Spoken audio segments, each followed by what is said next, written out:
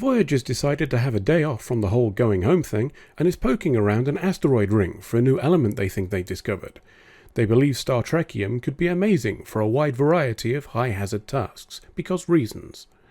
Rather than teleport some aboard and check it out, they decide to poke in an asteroid themselves, because most of these rocks in the middle of space have an atmosphere, and nobody finds this curious, nor do they think it's unusual to find cosmic spider webs while exploring.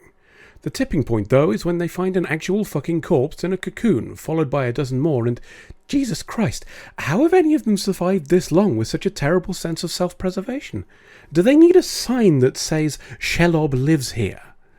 Anyway, they phone it in, then Chakotay says that this is a burial site and we should leave them be, whereas Kim goes all British Empire and says we should inspect a couple of the blighters, for science. Oh, and the bodies have that Star Trekium inside them, so, there's that too. Janeway overrules Kim, and they even stop using tricorders to preserve the sanctity of the remains, which is a nice touch. Then Kim steps over a corpse rather than go round it, which rather spoils it somewhat. While they're chatting about burial ceremonies, a subspace shiny thing happens and they emergency teleport out.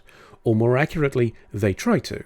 What they get is 2 crew members and a corpse, a mistake which may be a subtle attempt to throw shade at Kim's character, or current lack thereof. Turns out the corpse is an amateur, having only been a corpse for just a few minutes.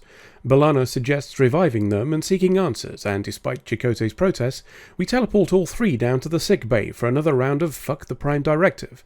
But if the body is here, where's Kim? We cut to a funeral in progress and... oh dear. Anyway, Kim's taken to a preparation room of sorts and starts chatting to a guy we're led to believe is some sort of corpse in training, someone who was about to make a generous, selfless act. Kim mentions he came from an asteroid filled with bodies, which even I know is a bit of a social faux pas, and I'm terrible at that sort of thing, and this seems to distress the apprentice corpse. Back on Voyager, we're engaging in a bit of the old necromancy.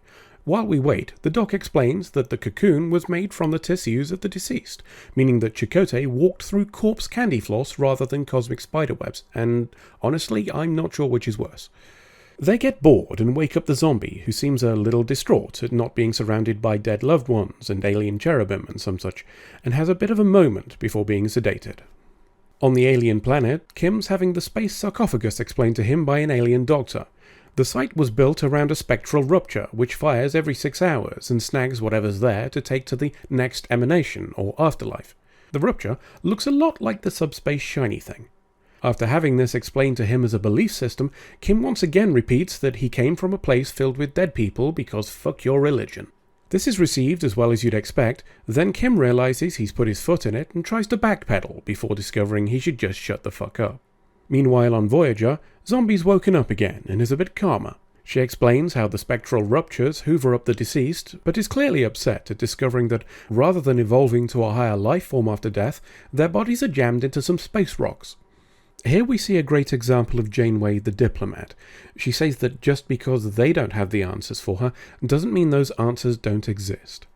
It's a solidly written exchange that's well delivered, and the humility on display is a welcome break from the standard Star Trek approach of we find mystery, we solve mystery.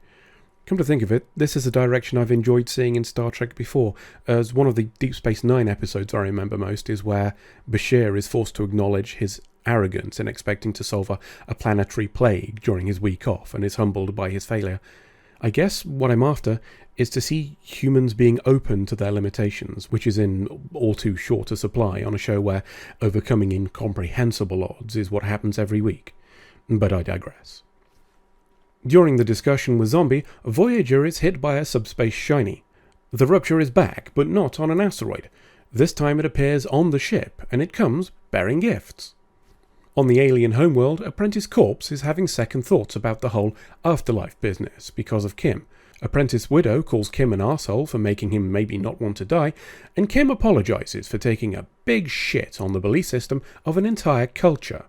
Kim and Apprentice Corpse get chatting, and we discover that Apprentice Corpse's plan to turn professional may not have been entirely his idea.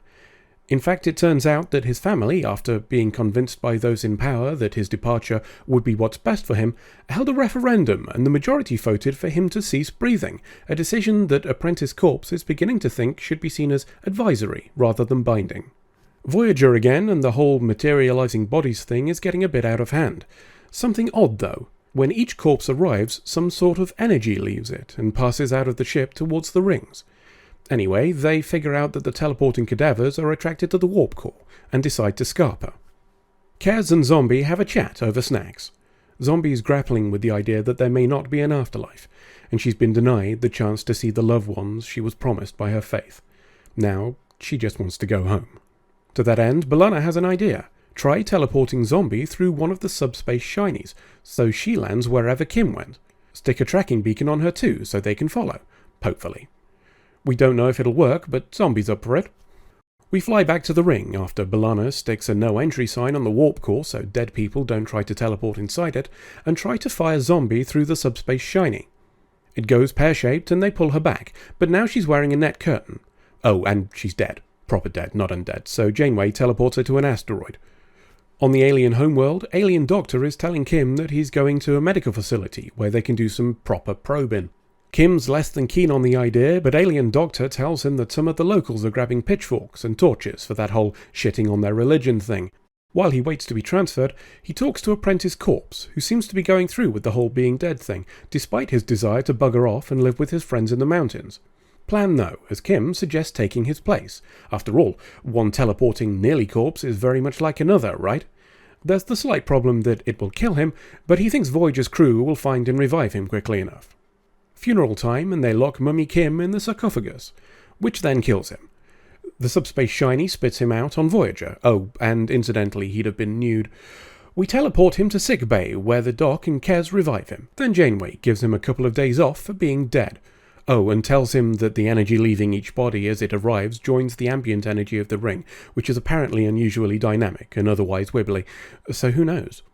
Personally, I think this repetition is a little heavy-handed, and leaving it at the single mention earlier would have allowed for more nuance of interpretation, but then I'm apparently the sort of person who overanalyzes things to the point that I've started making YouTube videos about them, so maybe I'm being harsh.